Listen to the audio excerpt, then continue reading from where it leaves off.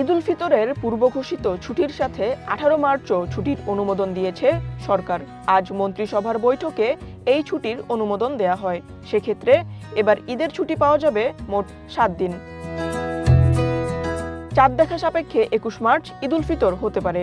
সম্ভাব্য এই তারিখ ধরে আগেই 5 দিনের ছুটির দিন ঠিক করেছিল জনপ্রশাসন মন্ত্রণালয়। সে অনুযায়ী 19 থেকে 23 মার্চ পর্যন্ত এই ছুটি ছিল। এর মধ্যে 21 মার্চ ঈদ উল ফিতরের সাধারণ ছুটি। এছাড়া ঈদের আগে 19 ও 20 মার্চ এবং ঈদের পরে 22 ও 23 মার্চ নির্বাহী আদেশে ছুটি ছিল। এখন 18 মার্চ ছুটি হওয়ায় ঈদের আগে ছুটি হবে 4 দিন। এছাড়া 17 মার্চ পবিত্র শবে কদরের ছুটি রয়েছে। এতে করে ঈদের দিন ও পরের 2 দিন মিলিয়ে এবার ঈদের ছুটি হবে মোট 7 দিন। Tanzin Akter, One News, Dhaka.